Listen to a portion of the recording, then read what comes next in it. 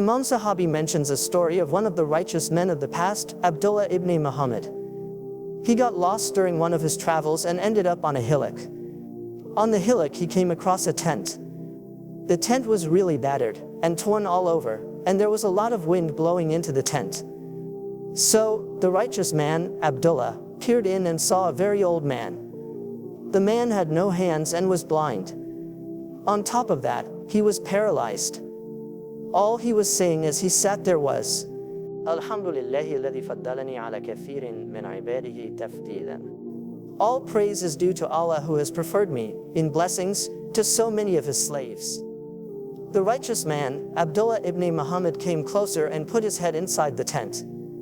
The man kept repeating the same dua over and over again. Abdullah said, Assalamu alaikum. The old man asked, Who is that? Abdullah, I am a traveler who got lost, but I have a question for you. Old man says, I will respond to your question, but you must do a favor for me. Abdullah agreed, and then asked, Why is it that I see you in this situation that you are in, that you are not able to walk, you do not have hands and you are blind? You do not have any wealth whatsoever, and you are thanking Allah for preferring you over so many of his slaves. Old man says, Do you not see that I am of sane mind? Abdullah, yes. Old man says, How many of the slaves of Allah are insane? Abdullah, many. Old man says, Then Alhamdulillah, who has preferred me over so many of his insane slaves. Do you not see that I am able to hear? Abdullah, yes. Old man says, How many of the slaves of Allah are deaf?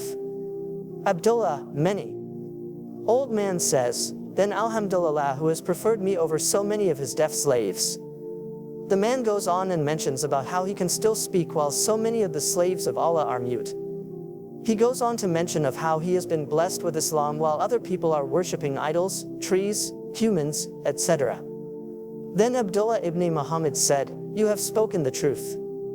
So what is the request that you have? Old man says, All my family members have died. And the only one person I have is a small boy who brings food and helps me with everything as I cannot bring food or even feed myself. Yesterday the boy went out, and he hasn't come back until now. So please go out and find him for me. So Abdullah ibn Muhammad went out in search of the boy. After a period of time, he came on top of a hill. In the horizon he noticed vultures circling. Abdullah knew that vultures only circle around a dead body. Abdullah went to that area and found the dead body of the small boy. A wolf had attacked him, killed him, and eaten most of his body. Abdullah looked at the corpse and wondered, How do I go back and tell this old man who has nothing in this world, that the only person he did have has been eaten by a wolf? Abdullah thought of not going back to the old man, however, he couldn't bring himself to do that. So, he started making his way back to the old man, and on the way, Abdullah remembered about the Prophet of Allah, Ayyub, alayhi salam. He entered the tent. Abdullah greeted him. Old man says, Where did you find him? He was very sure that the boy had been found. Abdullah, I will ask you a question first. Who is more beloved to Allah, you or his Prophet Ayyub? Old man says, No doubt it is Prophet Ayyub. Abdullah, then who has had a more difficult test, you or his Prophet Ayyub? Old man, no doubt his Prophet Ayyub. Abdullah, seek the reward then from Allah.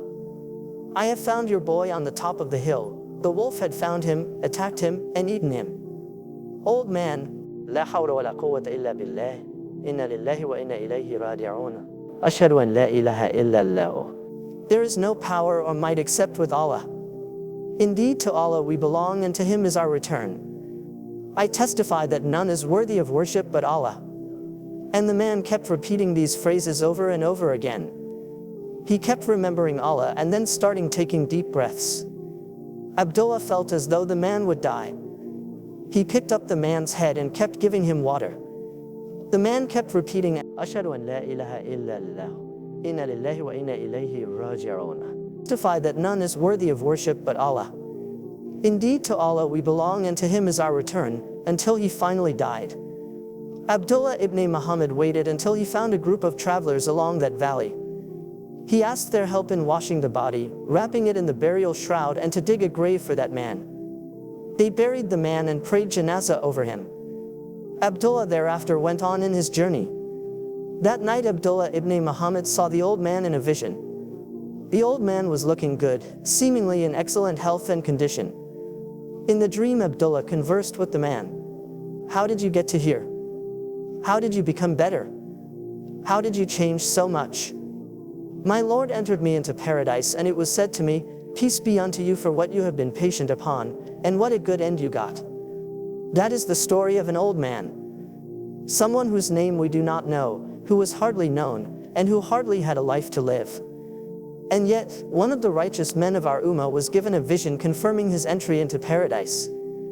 He truly embodied the verse of the Quran, if you are thankful, then I will increase you.